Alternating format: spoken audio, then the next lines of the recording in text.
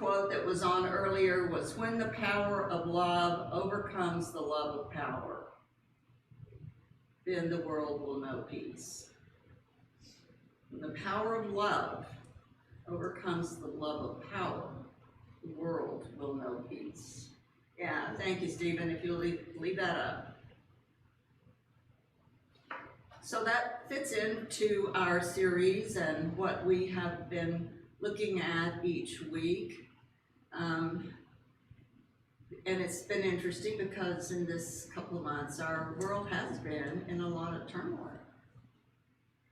And sadly, it seems to have gotten worse this week. And it may feel like that we individually can't do much to turn that around, and yet each and every one of us has the power to make a difference every day in some way.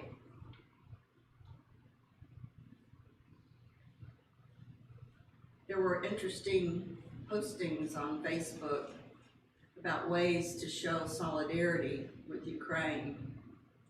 I thought I'd just mention a few of them. There are a few of the things that are small that we could do.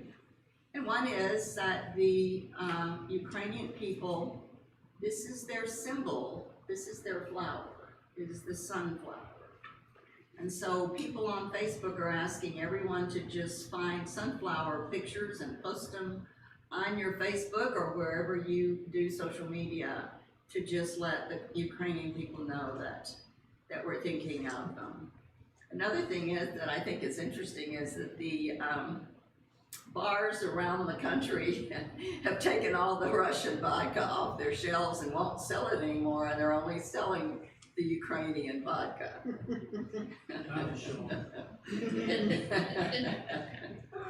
And I'm sure that as creative as people in this country are, they'll be thinking of a whole lot more things that they can do just to as individuals speak out in ways that we can. So in the last few weeks, for those of you who may not have been here all of these weeks, we started out seeing how we could create a world that works for everyone individually. That was the first week. And then the second and third week, we talked about churches and ministers and what churches and ministers can do to create a world that works for all. Then we looked at the next week how we got where we are today. And how we got where we are today is our stories, the stories that were given to us by our ancestors, and how we hang on to those stories until we have a better story to replace it. Then we talked about how we can change things going forward.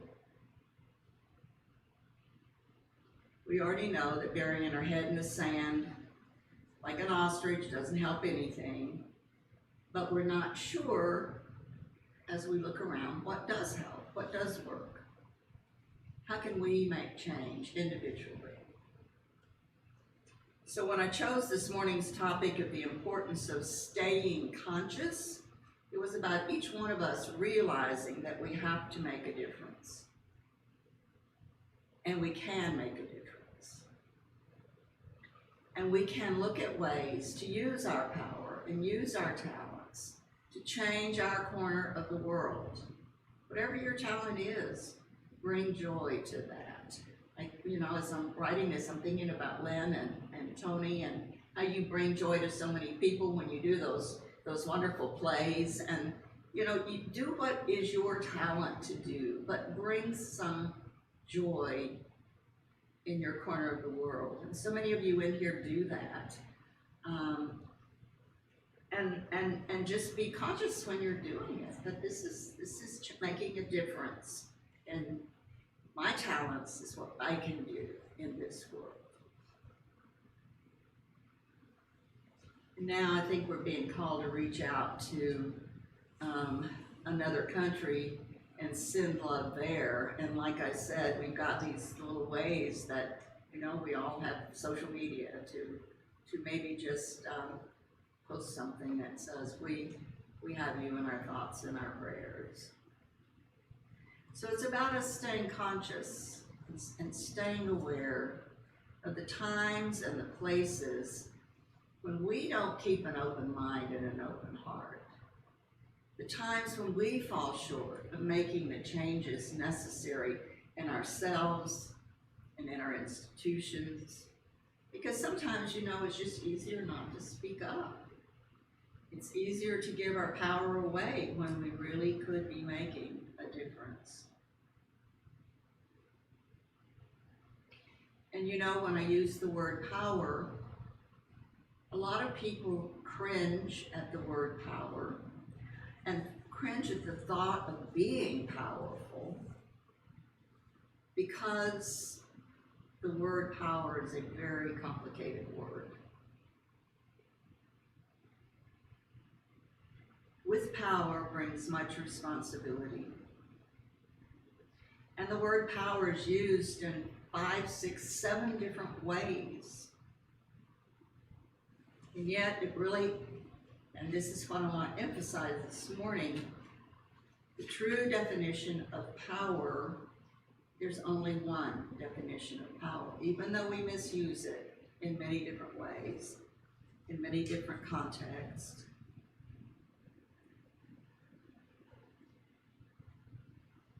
The thing that we often connect to the word power is truly the word force.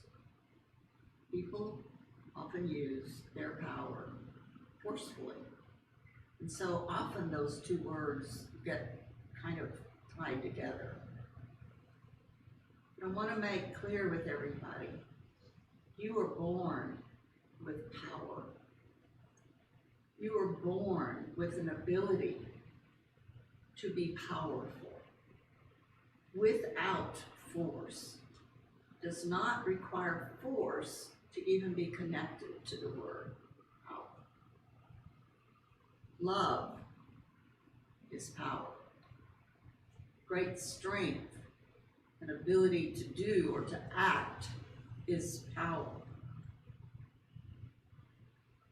Takes great power from within you to run a 5-mile race or a 26-mile marathon. That's power. It takes great willpower to train for all of those kinds of accomplishments. How many of you start a job that you have to power through to get it finished? One you'd really like to stop, but you power through it. Power is a good word when we use it in its true definition. It's positive when we use it for good. When we use our power for good, we are powerful beyond measure.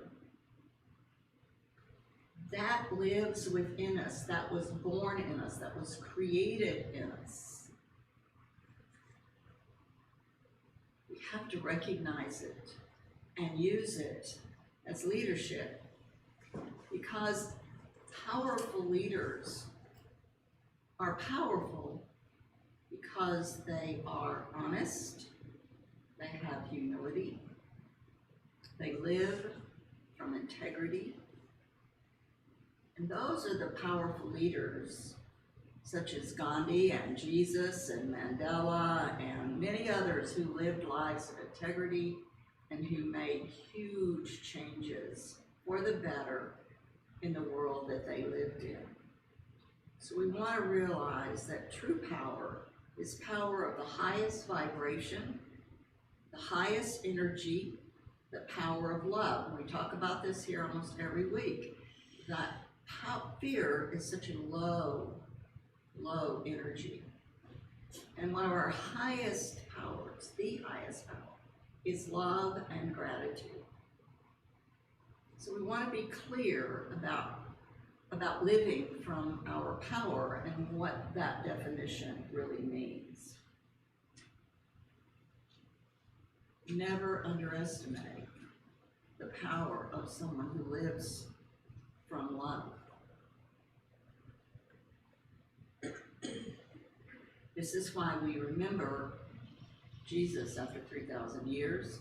This is why we recognize the sacrifices of people like Gandhi anyone who puts their life on the line for what is right for the world we live in and for the people who live in it, that's true power. Just as Jimi Hendrix quote says, when we get confused and we have a love for power, which happens all too often, it creates a mindset that causes humans to step over the line. Because the minute we step over the line where we're using our power for our own good and not for the good of all, it becomes force. We're watching that happen this week in Ukraine. Many leaders want insatiable power. They don't know when to quit.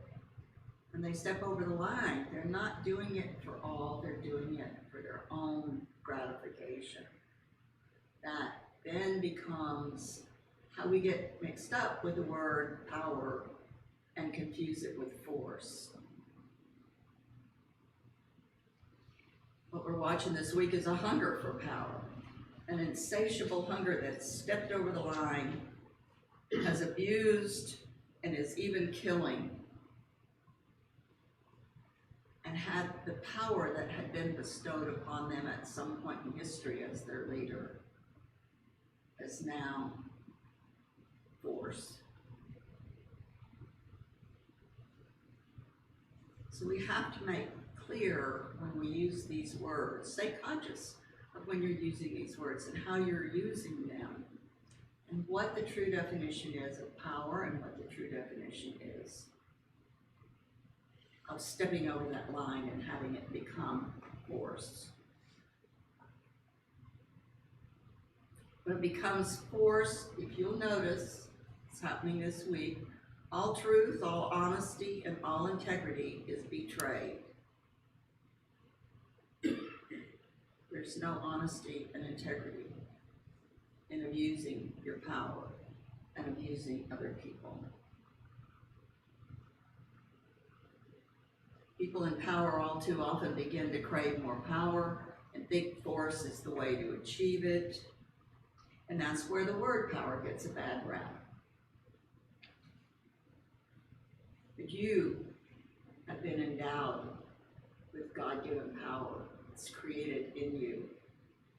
And when you use it for good, for honesty, for love, for the good of all, you are truly living from your power.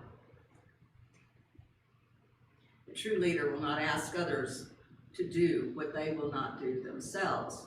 Some of you came and we looked at the first half of the Gandhi movie last week, was it last week or the week before?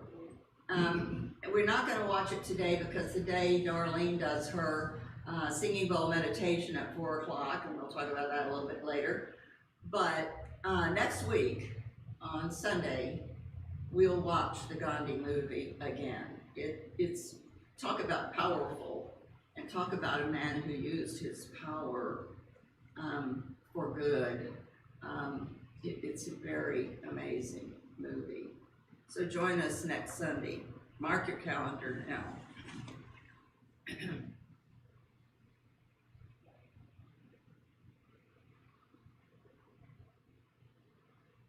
The reason that we still hold Gandhi and Mandela, Jesus, and many others down through the ages, brave men and brave women, because they changed our world with their leadership. They stood for principles that humans are inherently free, and that we're all willing to die for the belief of our own freedom, and that those men were willing to die for their belief of what is the right of all humans to be free. The movie Gandhi portrays true leadership in Gandhi again and again. He never asked his followers to do one thing that he was not willing to do himself.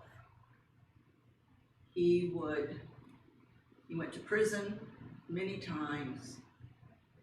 He refused to hurt anyone else. He never hurt another person. He told his followers anybody who hurt somebody could no longer be in his camp. And he went on countless hunger strikes. He didn't ask his followers to do it. He took the lead and did it, and others followed. He freed 7 million Indians from British rule without ever doing harm to anyone. That's truly amazing. Jesus never asked his disciples to do one thing that he was not willing to do himself. Both of these people who we still revere today set examples of their beliefs by living their beliefs, by doing no harm to anyone and respecting the equality of all people. None of the people who still remain heroes or people that we revere from our history, none of them ever mentioned using force. That's why we still remember them today. They all use their influence, their power, the true definition of power. They all use the influence of truth and honesty and integrity to lead. They led by example, but ever doing harm to another human being.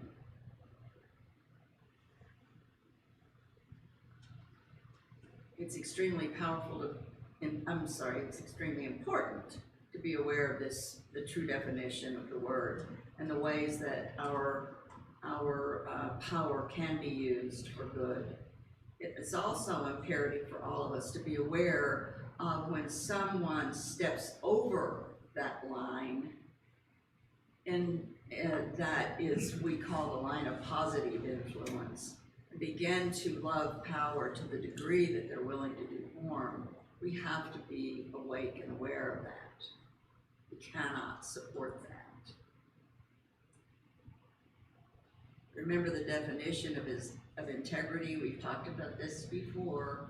The definition of integrity is that what I'm thinking and what I'm speaking and what I'm doing, what I'm taking action to do, all have to be integrated. You can't say one thing while I'm doing another. When I do, I'm out of integrity. So part of being a good leader means we act from our integrity. What we think, what we believe, what we speak, and how we act it out has to all be in integrity. And you've all known leaders like that. You've all probably worked for someone like that you honestly respected because they understood how to be a leader. It's a place in our life where we have to stay conscious. We have to pay attention to what's going on around us. The leader with integrity is not weak, although sometimes they're called weak because, Gandhi was killed by people who thought he was weak and didn't want to go along with his passivity. Jesus was killed by people who didn't respect his truth and his honesty and his integrity. But every good leader is trusted by their followers. The leader that means what they say and do what they say they will do is a leader that people will follow. That's also a leader who builds people up and doesn't tear them down.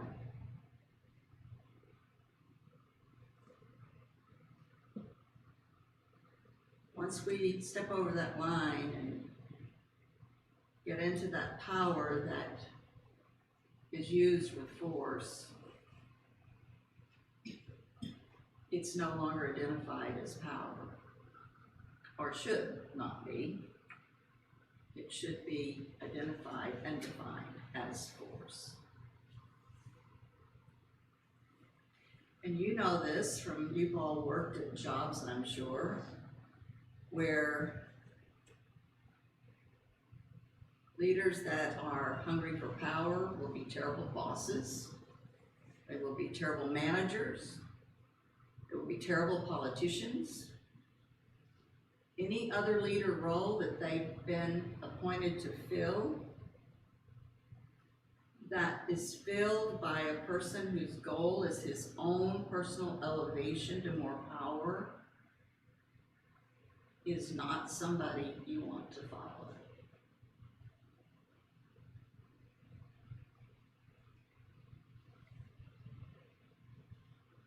In fact, we watched that this week too. We've watched Putin's own people in Russia rising up against him and what he's doing. We've watched people all over the world create sanctions because they don't agree with what he's doing. He's not a leader that people are willing to follow. Anytime your own people are marching against you, you're not a good leader.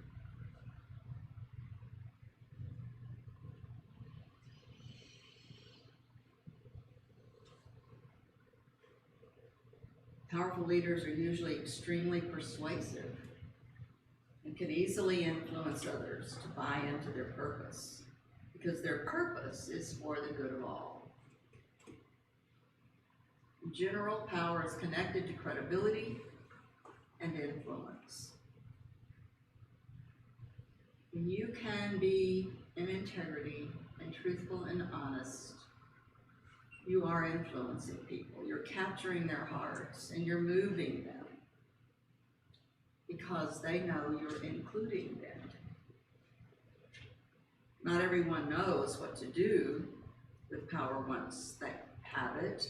There's a book called What Keeps Leaders Up at Night.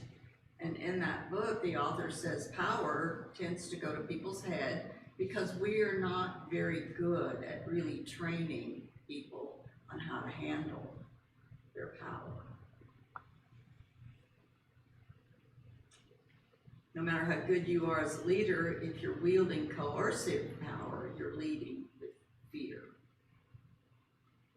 Any time that you are using coercion, you're leading with fear, your own fear. And it won't win the respect or the loyalty from your employees or your followers for very long. You've probably all left jobs run by people like that. And again, I want to make a point of this because many of us shy away from our own power, believing that power is bad because of the misuse of the word, and power is not. Power is our God-given energy. We all have it, and it's meant to be used for good.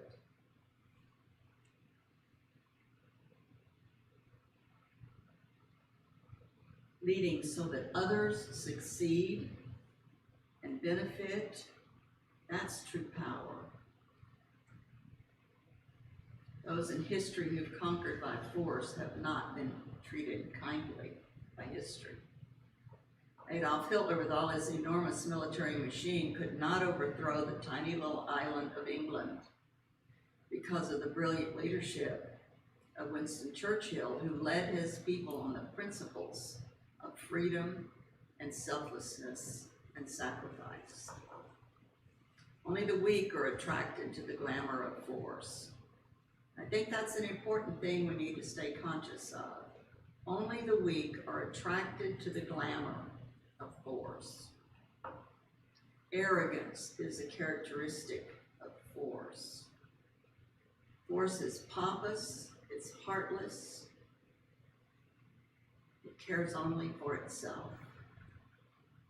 Stalin's force has recorded him in history as an arch criminal.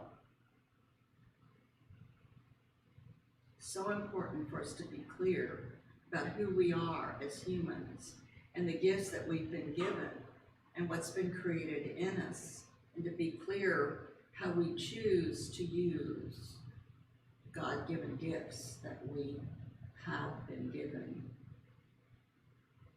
We're being called now to use our power, our honesty, our integrity, to stand for what is right for all. Our gift, our given gift of God, that freedom to choose and that ultimate choice, whether to align with a high energy field or a low energy field, that's a choice we have from moment to moment. And we have the gift of choice. Our gift of choice is an amazing gift. We get to choose from moment to moment how we live our life, how we use our power.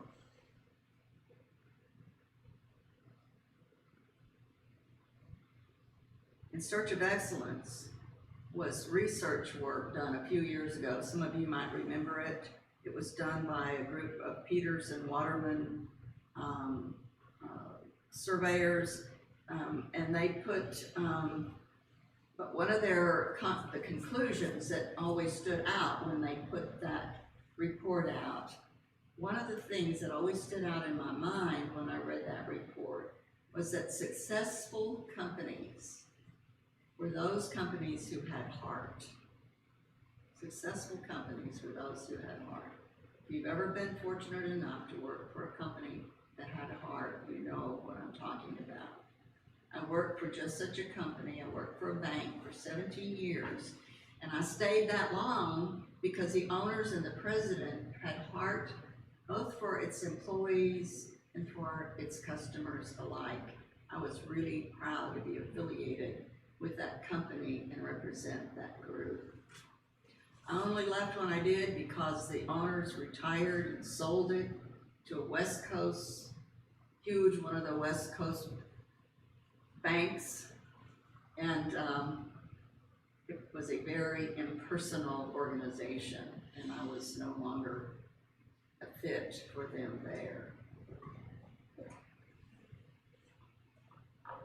When I worked there, the many years that I worked there, there was a time when I was their personnel director, and people would leave because they could get more money at another bank. And then after a few months, they'd call me begging to find a place for them to come back because they left that caring organization with heart, and had gone,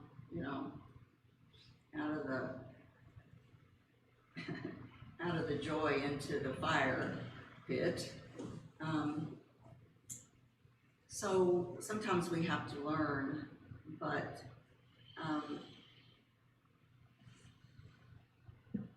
we have to have heart. That's born in us. And we know what it feels like when we don't come from that place.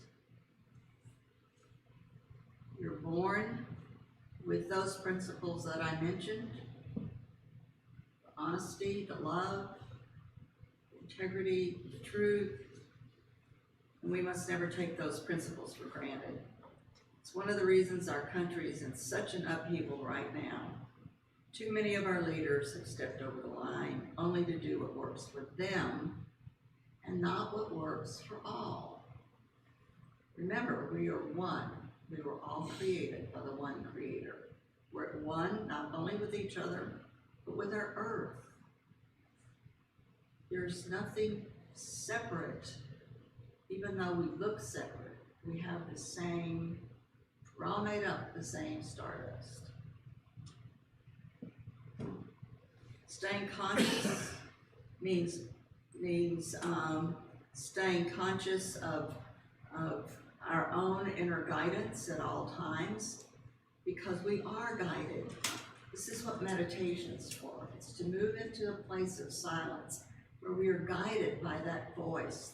It's always in us, that's the voice of spirit. And staying conscious of that and listening to that. And sometimes the message we get in a good meditation makes no sense. Doesn't seem like the right thing we ought to do. But it's because we're coming at that moment from our ego. And what our ego wants And so what our Spirit's guiding us to do seems like it's wrong. But you can never go wrong when you get your inner guidance through meditation and pay attention to it, even if it doesn't make any sense at the time.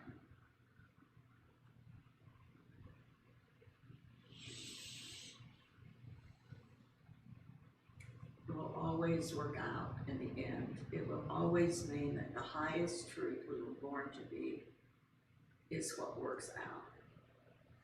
To do the highest things we're guided to do they're not always easy, and can often feel wrong according to the world around us. But our inner voice will always lead us to our highest good. It's not easy to go against the crowd. It's not easy to do some of the things we have to do sometime, just to be true to ourselves. But it always works out.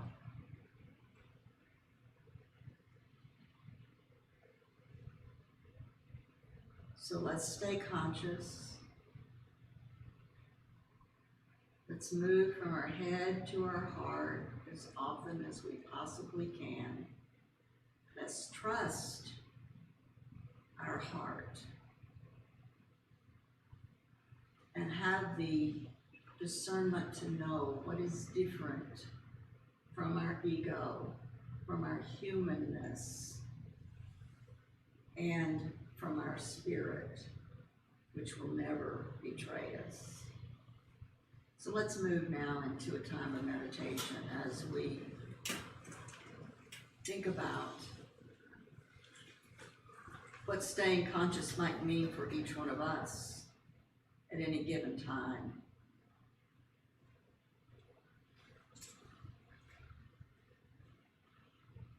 You might want to lay things aside and just take a few deep breaths and just allow yourself to be fully present and to listen to that still small voice. It's always there.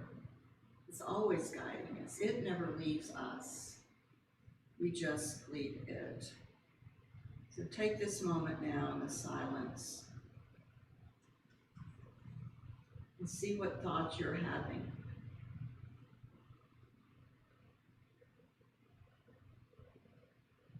See where this talk this morning might lead you, in the places where you might want to stay conscious, pay attention.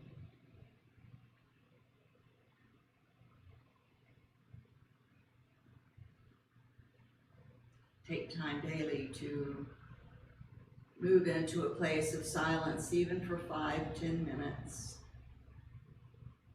and allow your inner guidance to speak to you. It's always there, always guiding.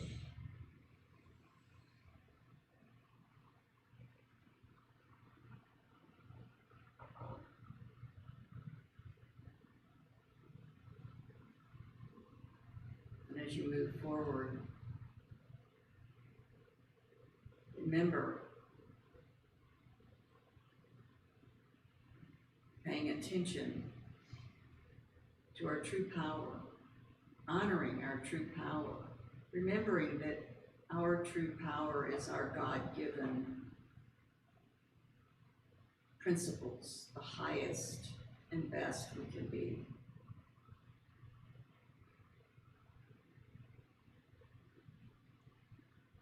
To know that true power, that it's led by kindness and honesty and trustworthiness and integrity, always wins,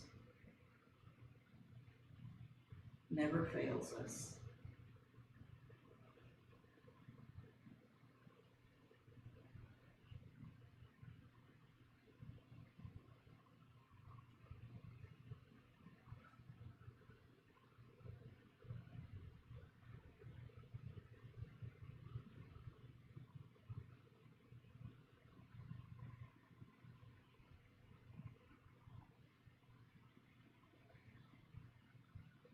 In the silence,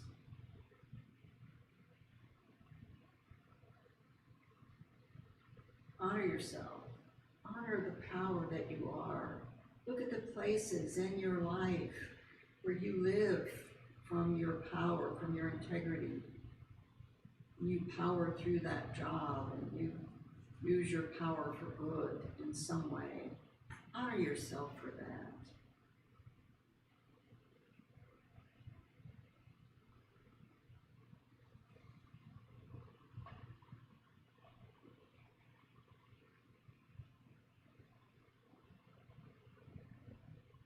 Give thanks for the truth of who we are.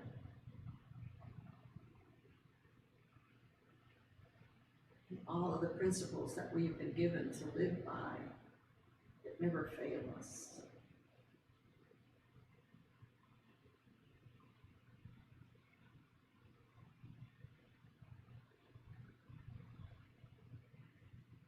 Though we can't wrap our mind around the word God, we don't really know what that means in its entirety because our consciousness isn't that huge. But we do know that whatever God is and how God created us meant us to be truly powerful.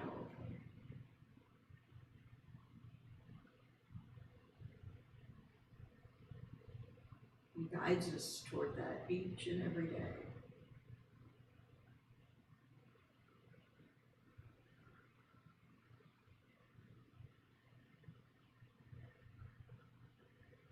We're called to be leaders. We're called to speak up for what's right and true. It's not easy to go against the crowd.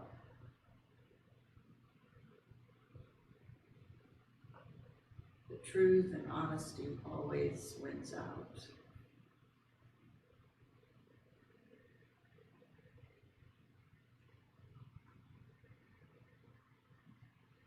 So as we go forward and we honor ourselves for who we are and the power that we have within us, in the ways that we live from our highest good and our highest truth.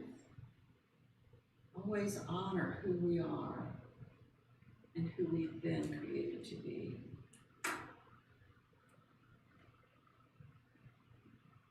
And see that good and know that good is in everyone. Whether they're living from it or not, it's in all people.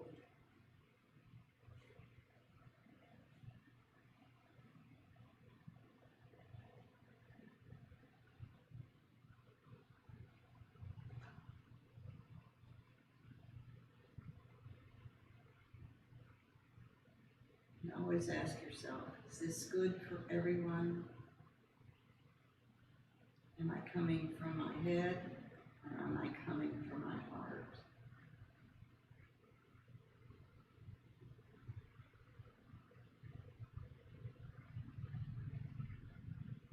Am I guided to my own highest good and the highest good of all? That's who we're created to be.